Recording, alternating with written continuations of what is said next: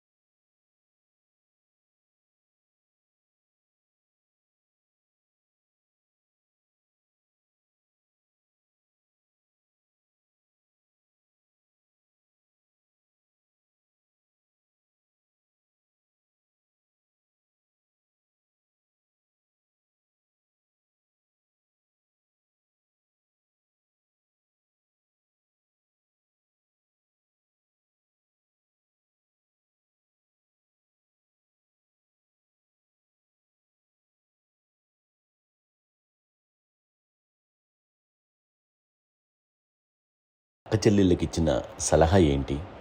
అంటే ఇండిపెండెంట్గా ఉండమంటారు అమ్మ. ఎవరిని డిపెండ్ అవ్వద్దు. నీ పిల్లలు నువ్వే జాగ్రత్తగా నేర్చుకో. ఎవరినైనా చేయకు, డిపెండెంట్గా పెట్టద్దు అని ఆవిడ మాకు బాగా ఎక్కువ చెప్తుండేది. నాకు కొంచెం టఫ్ టైమ్స్లో కూడా ఆమె నీ పాటు నువ్వే ఉండాలి, ఎవరి దగ్గర ఉండదు, ఎవరింట్లో ఉండదు, మా దగ్గర కూడా ఉండదు, నీ ఇద్దరు కుటుంబం నువ్వే ఉండాలి. అది కష్టం కదండి అట్లా చెప్పడం. చెప్పారు, చాలా తక్కువ చెప్పారు. బట్ నాకు అదే ఇచ్చే ధైర్యం. ఇండిపెండెంట్గా అట్లా ఒకరి దగ్గర ఉంటే నీ గౌరవం తగ్గిపోతుంది, ఎక్కడ ఉండదు. అది చాలా నాకు చాలా ఇన్స్పైరింగ్ ఉండేది అమ్మ మాటలు. అది ఇప్పుడు కూడా అది చాలా హ్యాపీగా అనిపిస్తుంది అని చెప్పింది. అంతే కదా. ఇప్పుడు మనకి ఏదైనా రోగాలు వస్తే తీసేస్తాను, దాన్ని బాధపడుతుంది మనమే. బట్ తగ్గించే వాళ్ళు, కన్సర్న్ చూపించే డాక్టర్స్ ఒట్టుకొక కింద కింద ఉండొచ్చు, కానీ పోరాడాల్సింది మనమే. నాకు సార్ కొంచెం ఏదో ఒక డిప్రెస్డ్ ఇదేదో వస్తే ఫేజ్ ఒకటి, నేనేదో ఇంకా మా అందరి నుంచి నేను సపరేట్ అయిపోయినట్టు ఒక సిచ్యువేషన్ వచ్చినప్పుడు అమ్మ నన్ను పట్టుకుని I'm there for you. Yes, ఎవరు నువ్వు అన్నా ఎస్ అన్న ఫ్రెండ్స్ కానీ ఎవరైనా సరే ఎప్పుడు కూడా అలోన్గా మటుకు అనుకోకు, నేను నాన్న ఆవిడ నన్ను పట్టుకొని ఇచ్చిన అఫెక్షన్ లేదా ఫీలింగ్ అసలు బలం అన్నమాట. ఇంకా ఏమన్నా చేయగలను నేను, పర్లేదు లైఫ్లో ఏదైనా సాధించగలను అని ఒక భరోసా తల్లి దగ్గర నుంచి రావడం అనేది నాకు ఎవరు అవసరం లేదనిపించింది. అంత స్ట్రాంగ్గా ఆవిడ support, very strong, very practical. అంత స్ట్రాంగ్ చేసింది నాన్న చెప్పండి. మా పిల్లల విషయంలో మేము కూడా మేబీ అంత స్ట్రాంగ్ కాదేమో, సెన్సిటివ్గా ఉంటాం, కానీ అమ్మ మటుకు చాలా స్ట్రాంగ్గా ఉండి మమ్మల్ని కఠినంగా ఇలాగే ఉండాల్సింది, ఇలా ఉండండి అప్పుడే మీరు నేర్చుకుంటారు. ఇక్కడ అమ్మ పాజిటివ్నెస్ గురించి మీకు మాట చెప్పాలి. అంటే తన బిడ్డలకే కాదు, ఈ రోజున మా రెండో పాప శ్రీజ కూడా తనకి లైఫ్ చిన్న చిన్న డిస్టర్బెన్స్ వచ్చింది. ఆ టైంలో కూడా తను ఏముందంటే అప్పుడు నాన్న దగ్గరికి వెళ్ళాను, తను ఇచ్చిన భరోసా, తను ఇచ్చిన మాట వెళ్ళలేని ధైర్యం వచ్చింది నాతో. నాన్నమ్మ దగ్గర ఎప్పుడు కూర్చోస్తాడు అప్పుడే పాజిటివ్ ఫీలింగ్ వస్తుందని నాతో షేర్ చేసుకుంటాను. తను మాతో చెప్తుంటే అనిపిస్తుంది కరెక్ట్. అమ్మ ఏం పర్లేదమ్మా, లైఫ్ అంటే ఒకరితోనే అయిపోదు, ఆ ఒక్కడి వల్ల వాళ్ళ ఇన్ఫ్లుయెన్స్ తోటో వాళ్ళు మన మీద నియంత్రించడం కానీ మన బాధల్ని వాళ్ళు చేయడం అవుతాం. జస్ట్ నువ్వు నీ గురించి నీ మనసులో ఏదనిపిస్తే నీ గుడ్ ఫీలింగ్ ఏది వస్తుందో ఆ ఫీలింగ్ ప్రకారం వెళ్ళిపోదు. అంటే ఆ జనరేషన్ పీపుల్ ఎక్స్పెక్ట్ చేయం అలా కాదు. ధైర్యం ఉండి అందరికీ ధైర్యం బాగా దూరుకొస్తారు. ఫాదర్ కూడా, మా నాన్నగారు కూడా అస్సలు ఎప్పుడు అనేవాడు, ఎప్పుడు మీరు పెట్టే చెయ్యి మీరు ఎప్పుడు పైన ఉండాలి తప్ప తీసుకుని ఎలా ఉండకండి, చేతులు పెట్టుకొని అనే అట్లాంటివి చెప్తుండేవాళ్ళు. అందుకని మనకి ఇండివిజువాలిటీ మాకు బాగా ఎప్పుడు కూడా ఒకళ్ళని అడగడం అని, ఈవెన్ బ్రదర్స్ని అడగాలన్నా కూడా మాకు అది పడిపోయింది మైండ్లో, కొంచెం కష్టపడ్డది. సో నాకు అంటే ఆవిడ మా అమ్మ ఏదన్నా కొంచెం డిప్రెస్ అయినా నేను చాలా ఎక్కువ అమ్మకి షేర్ చేసుకుంటే అన్నయ్య కూడా లేడు. అన్నయ్య ఉన్నప్పుడు ఓకే, లేనప్పుడు నేనే ఎక్కువ షేర్ చేసుకున్నాను. బట్ ద బెస్ట్ థింగ్ మా అమ్మ దగ్గర నుంచి హగ్ అండి. ఈరోజు కూడా మా అమ్మని హగ్ చేసుకోకపోతే అంటే అది నాకు మా అందరిలోనూ, అంటే ఆవిడ పెద్ద చదువుకున్న వ్యక్తి కాదు, పెద్దగా బయటికి వెళ్ళి ఎక్స్పోజర్ కాదు, కానీ ఇవాళ అన్నయ్య కానీ విజయ, మాధవి, నేను, కళ్యాణ్ బాబు ఈ రోజుకి టుగెదర్గానే ఉంటాం. మేబీ మాకు కొన్ని విషయాల్లో నాకు మా మాధవ్కి డిఫరెన్స్ ఆఫ్ ఒపీనియన్స్ ఉండొచ్చు, మా చెల్లికి మా అన్నయ్యకి అట్లా ఉండొచ్చు, ఉంటుందండి ఫ్యామిలీ అన్న తర్వాత. కానీ ద ఇన్విజిబుల్ బాండేజ్ మా అమ్మ ఇచ్చింది, ఆ లవ్ అండ్ ఎఫెక్షన్, హగ్, అవన్నీ ఆవిడ నాన్ వెర్బల్ అడ్వైజ్ ఏంటంటే అందరూ అలా కలిసి ఉండాలనేది ఆవిడ నుంచి మేము నేర్చుకోవాలి. అది ఇట్స్ ఇస్ నాట్ వర్డ్లీ, అది నోటి మాట కాదు, అది వెర్బల్గా కాదు, నాన్ వెర్బల్గా చెప్పినటువంటి ఇది. సో అందుకని అది మాకు గొప్ప, మేమందరం ఇప్పుడు అలా ఉండడానికి కారణం, అంత కలిసి ఉండడానికి కారణం, మెయిన్ కారణం మా అమ్మ అండి. అది సో అందరూ ఉండాలనేది మా అమ్మ అడ్వైస్. ఇప్పుడు కూడా నేను ఎప్పుడైనా ఏదైనా ఫీల్ అయినా, అన్నయ్య ఫీల్ అయినా, లేదు నాన్న అట్లా వదుకు, ఇట్లా ఉండండి, ఇట్లా ఉండి ఇప్పటికీ చెప్తుంది. మేము ఎవరైనా ఎప్పుడైనా మా చెల్లితో గొడవపడ్డా అనుకోండి,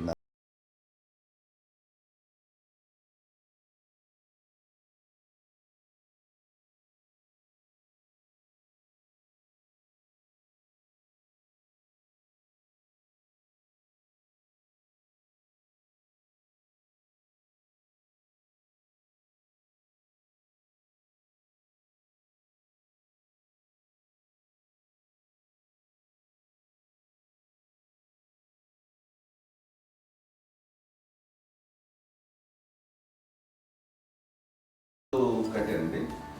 అమ్మ విషయంలో నేను గొప్పగా ఫీల్ అయ్యేది, కానీ చాలామంది పెద్దలు రిటైర్ అయిపోయి విశ్రాంతి తీసుకుంటున్నటువంటి పెద్దలందరూ కూడా ఆచరించే విధంగా ఒక విషయాన్ని నేను గమనించాను. ఇప్పుడంటే నా దగ్గర ఉంటుంది కాబట్టి ఉన్నాను. అమ్మ విడిగా ఇంకొక ఇంట్లో ఉండేది, 9 సంవత్సరాలు నాన్నగారు దూరం అయిన దగ్గర నుంచి ఉండేది. 5 సంవత్సరాలు ఒంటరిగా ఉండి నన్ను బిడ్డలందరూ ఎవరు మానవుని వెళ్ళిపోయారు, నేను ఒంటరి అయిపోయాను అన్న ఫీలింగ్ అమ్మకు ఎప్పుడు ఉండేది కాదు. తర్వాత బిడ్డలు వాళ్ళ టైం బట్టి వచ్చి చూసుకుంటే సరిపోతుంది. అది వారమా, నెలక, 2 నెలక అసలు ఒకసారి రాలేని పరిస్థితిలో ఉంటుంది 5 నెలల పాటు. ఇదే ఊళ్ళో ఉండి పక్క వీధుల్లో ఉండి ఎవరి పనులు వాళ్ళు బిజీగా ఉండి, ఎవరి షూటింగ్ వాళ్ళు బిజీగా ఉండి, ఎవరి ప్రొఫెషన్లో వాళ్ళు బిజీగా ఉండి, ఎవరి ప్రొఫెషన్లో వాళ్ళు బిజీగా ఉండి, తన సంసారం తను బిజీగా ఉంటాను ఒకసారి అమ్మ ఏమీ ఫీల్ అయ్యేది కదా, ఏంటమ్మా రావట్లేదు, అసలు పట్టించుకోవట్లేదు ఏంటి అంటే అంతేలేమ్మా అని ఇలాంటి నిరసన మాటలు కానీ, ఈసరింపు మాటలు కానీ, లేకపోతే న్యూనతాభావం కానీ ఇలాంటివి ఎప్పుడు అమ్మకు లేవండి. వచ్చారు అబ్బాయి ఏం చేసి పెట్టడా చెప్పండి అంటూ చాలా పాజిటివ్ ఉండి ఇప్పటికీ కూడా తను సపరేట్ కిచెన్ మా ఇంట్లో ఎంతో ఉంటుంది వేరే కిచెన్. ఎందుకంటే అమ్మకి మోస్ట్ స్ట్రెస్ బస్టర్ వచ్చేసినా లేకపోతే ఏదో రిలీఫ్ ఏంటంటే తన కిచెన్లో కూర్చొని వండుకుతాడు, వండి అందరికి పెట్టాం. ఇప్పటికీ కళ్యాణ్ బాబు అక్కడక్కడ తిరిగేసి ఎక్కడో చేసి నిరసన చేసి అన్ని రకాలుగా చేసి వస్తే అమ్మకి చాలా జాలి.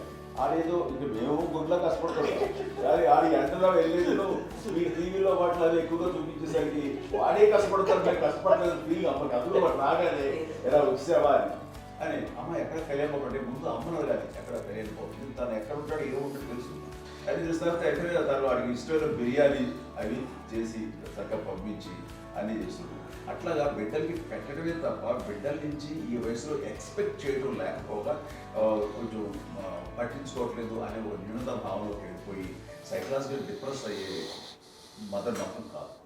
ఆ రకంగా మాకందరికీ భరోసా. మేము కూడా పెద్ద అయినా బిడ్డలు వాళ్ళ ప్రవృత్తి ఉద్యోగరీత్యాల వాళ్ళ వృత్తిరీత్యా వాళ్ళు దూరం అయిపోయి మనల్ని చాలా కమ్యూనికేషన్ గ్యాప్ వచ్చినా సరే బిడ్డలు నాకు దూరం అయిపోయి పట్టించుకోవట్లేదు. ఇలాగే చూసావా వెళ్ళి ఎంత ఇదిగా వదిలేవాళ్ళు గురించి ఇప్పుడు ఏమైపోయానో అన్న ఇంత కించెం బాధపడలేదు వాళ్ళకి అంటూ నెగిటివ్ సైడ్ ఆలోచించే విధానం లేనే లేదు. అది మా అందరికి ఎంత కంఫర్టబుల్ అంటే అంత అయితే కదా. చూసుకోకపోతే మాధవ్ చూసుకుని మాధవ్ లేకపోతే నాగబాబు వెళ్తుంటాడు కడియడం వల్ల మా విజయ్ చూసుకుంటున్నది సరే నాకు కళ్యాణ్ బాబు తను చూసుకుంటుంటాడు. ఇలా ఎవరో కూడా వెళ్తూ ఉంటాం. అమ్మ మాత్రం అది వెరీ గుడ్ హెల్దీ. నేను చాలా మంది తల్లిదండ్రులు చూశాను, అవును వాళ్ళు చాలా ఇబ్బంది పడుతుంటారు, పట్టించుకోవట్లేదు మేము అర్థం చేసుకోగలము కానీ వాళ్ళు వస్తే బాగుంటుంది కదా అనేది ఉంటుంది. ఫీల్ అవుతారు, అవును అలాంటి ఫీల్ ఏం లేదు.